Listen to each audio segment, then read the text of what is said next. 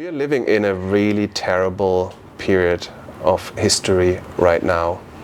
We have more numbers of conflicts than we've had at the height of the Second World War, and the numbers are rising exponentially. We can look at the White House right now, but we can look into any kind of democratic country right now where we see that the forces of ultranationalism, xenophobia, intolerance are on the rise. What we have seen is that the investment in peace is being crushed left, right and center. We've got the highest levels of investment in arms than we've seen since the Second World War. Let's not believe in what people tell us about war being an inevitable outcome. Wars can always be prevented. There's always non-violent alternatives to war. Good morning, Sebastian, and thank you for taking the time to have a chat with RDU this morning. I guess we'll just start with a bit of your personal background. What first drew you into the area of peace and conflict studies?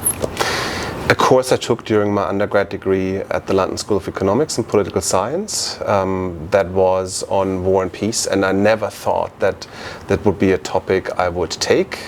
Being German originally, anything to do with conflict in particular would be something that you would not necessarily get taught at universities. It would be more purely on peace studies and conflict resolution.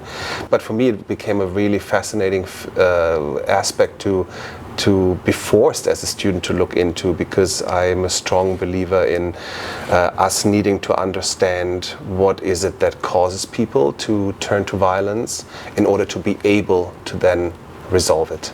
And so that was my entry into it, and I became fascinated by war and peace, and then decided to do my PhD on a topic that relates to it, and post-PhD in the UK, came here to UQ nearly 20 years ago.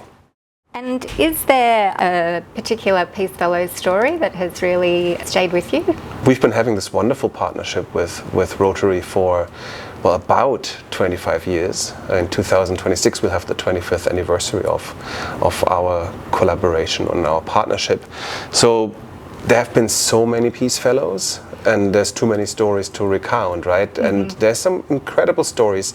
Peace Fellows who have become ambassadors to other countries, others who have founded their own NGOs and gone back home and have had a real impact, be this in development, humanitarian work, be this in mediation, all these relevant fields, right? So there's too many and it's too hard to choose, but one that I would like to tell is a story that in a way emotionally really caught me, and it's only representative for many others, but it's a Class 2 Rotary Peace Fellow by the name of Mariano Griva, who originally was from Argentina, had some refugee background himself because his dad had to be, because of the military dictatorship in Argentina, and had always dreamed of doing a master's degree that gives him the actual specialization and the depth for conflict resolution and peace building. Do this abroad, never would have had the finances available, and applied for the fellowship and got it the second time he applied, came here, and in that process developed a massive expertise on forced displacement, refugees, humanitarian issues. Subsequently started working with various organizations from Brisbane here originally, including the Australian Red Cross, and has there been specializing in reuniting families who have been displaced. So there's a wonderful story, for example, of two very, very young siblings from Rwanda who lost touch or contact with one another. Their parents got killed. One of them was too young to remember that they even had siblings, and the International Committee of the Red Cross has a database, right? So for people who lost relatives. And so for whatever reason, these two now adult people put in their names, and a match was being made, and he was able to reunite those two siblings after what was that, like 30 years, right, down here in Australia. He's been on secondment a number of times, be this in Colombia, in Senegal, in Budapest, in Tanzania. I'm sure I'm forgetting some other places, with the International Committee of the Red Cross to work on refugee-related issues and reuniting families and reuniting missing peoples from various types of conflict. So I think this is a really wonderful story of someone who was given this immense opportunity they otherwise would have never gotten, because these opportunities just simply didn't exist. Use the Peace Fellowship to deepen their expertise, gain and acquire new skills, and then go out into the field, and to this day having these amazing impacts. And why do you think that Australia is an important country to host a peace centre, one of Rotary's peace centres?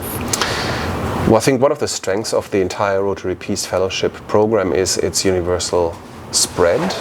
We have 5 centers at the moment who offer a master's degree in peace and conflict resolution in different shapes and form, and we've got 3 centers who do more practitioner short course training elements, and they're spread all over the world. So I think it's good in that sense. And when we look at our region here, the Asia Pacific in particular, we're one of the leading schools in that regard. We're the oldest school in Australia, the first and the oldest school to ever offer a degree in peace studies and in conflict resolution. So we have built the expertise that is regarded as world leading in that regard. So we have, some of the world leading researchers are the ones who teach the fellows and the students in the course itself, and it's a university that's in the usually top 30, 40 in the world. So it's like, an immensely sophisticated, academically rigorous,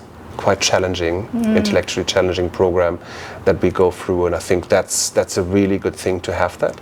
With that, of course, we also bring particular types of expertise that perhaps other centers might not offer, and that speaks for the diversity of what applicants to the Peace Fellowship program can choose from. So for instance, obviously Indigenous politics, Indigenous affairs is something that we have a lot of expertise in here in the school, not just with regards to, for example, Indigenous forms of conflict resolution and mediation, as they have existed in Australian cultures, but how they have existed and have been practiced and are useful from across Indigenous cultures across the world. So that's one of the expertises that you get. Obviously, a focus on mediation, peace building, conflict resolution in the Asia Pacific as a really important element, where we have the expertise for that here.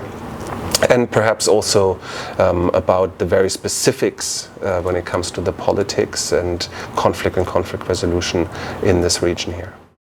Peace building and conflict resolution is one of Rotary's areas of focus.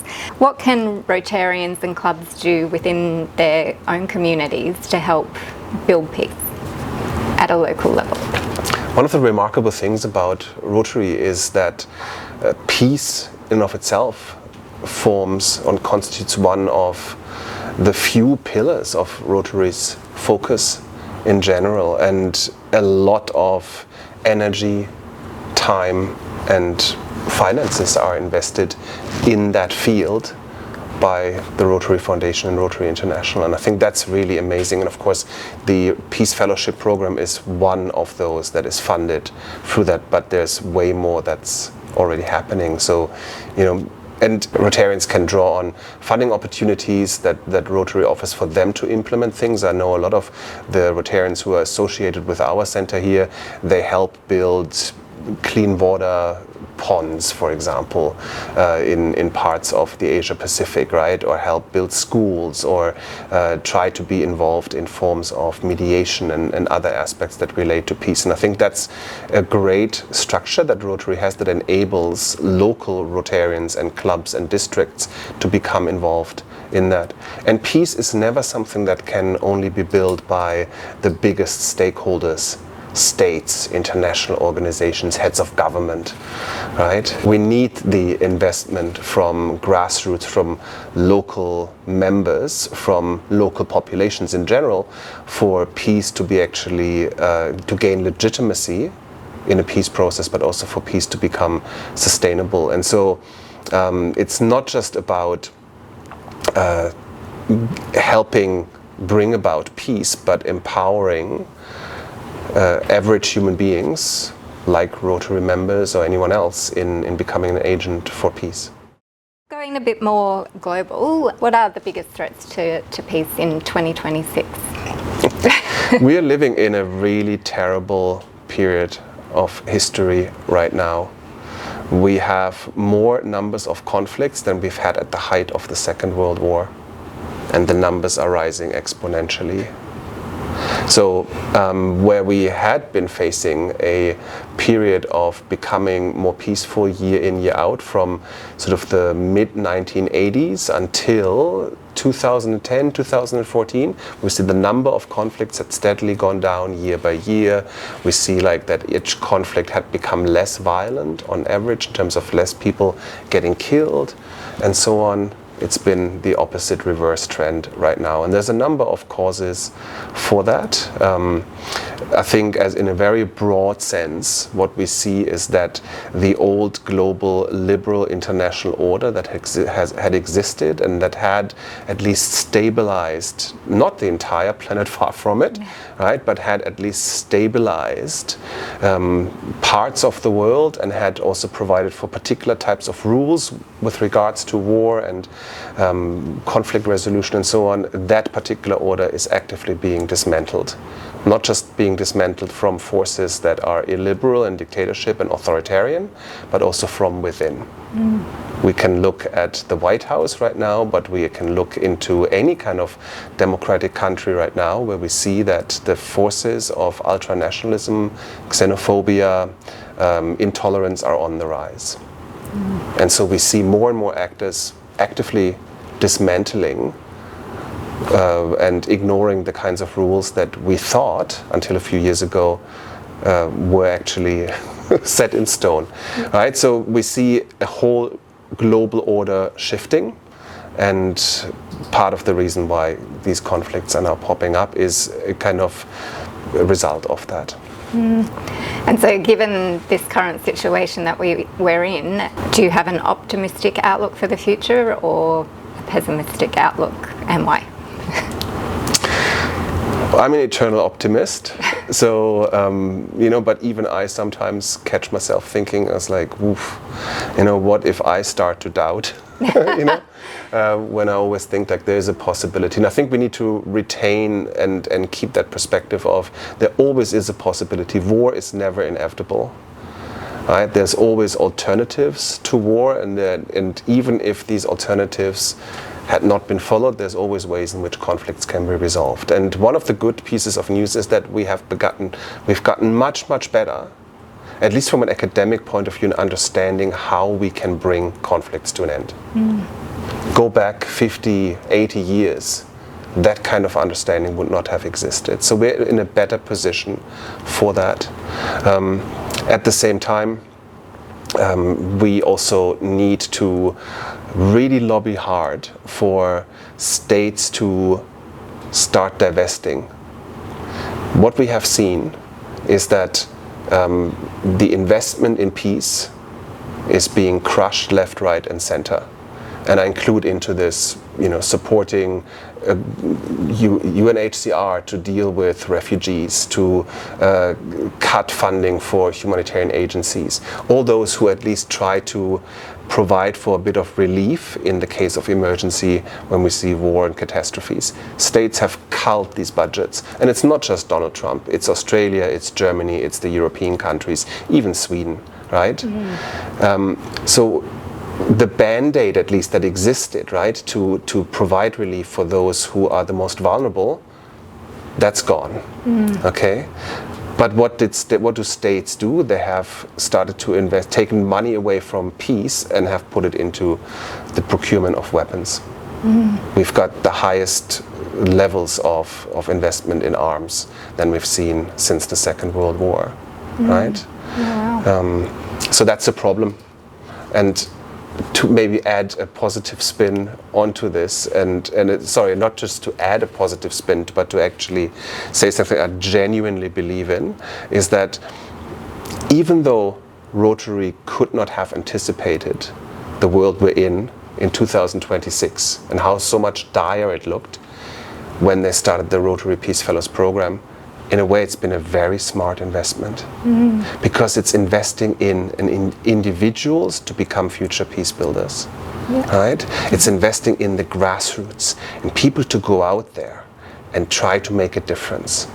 And think of like how many of these Peace Fellows have come and graduated through this program ever since its inception in the early 2000s, right? It's sort of this slow, steady building and education of people who we really can send out into the fields and even in a small, tiny way have that kind of strong will to make the world a bit better and a bit more peaceful. How do you see the future of peace in our current global climate? I think the uncomfortable message is that peace and how we bring it about will probably look slightly different from what we have been used to.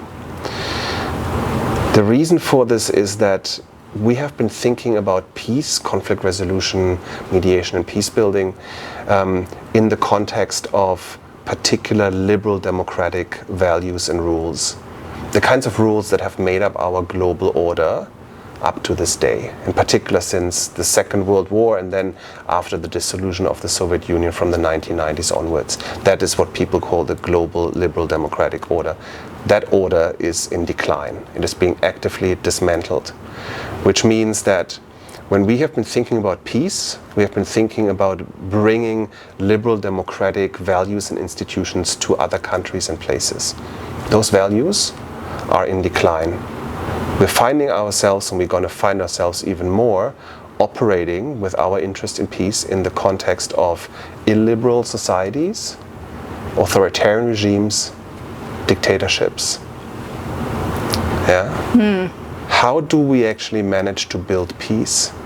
And that's something that is really challenging and is something that we are not really good at thinking through. Here at UQ and in our school, we are at the forefront of expertise on what is often called illiberal peace building, authoritarian peace building, i.e. the question of not to build peace in an illiberal way or an authoritarian way, but to how to build it in that kind of environment. And I think institutions like Rotary also need to think about, with their big investment in peace, what that means for their kind of activities and investments in the future.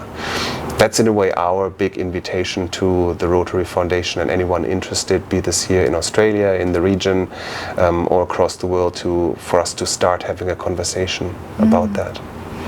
And do you have answers to those questions? We don't. Well, we don't have answers, but we have an idea of what the question is and the problem is that we need to address. And that's always an important start.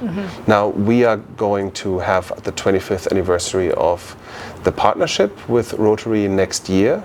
And as part of that, we not only run our normal annual seminar by the Rotary Peace Fellows, we will also have a big celebratory event, but we'll also run a workshop that will precisely deal with this particular question.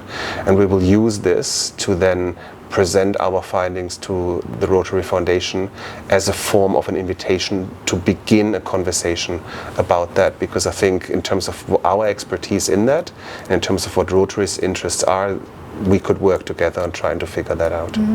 Amazing. So when's the celebrations?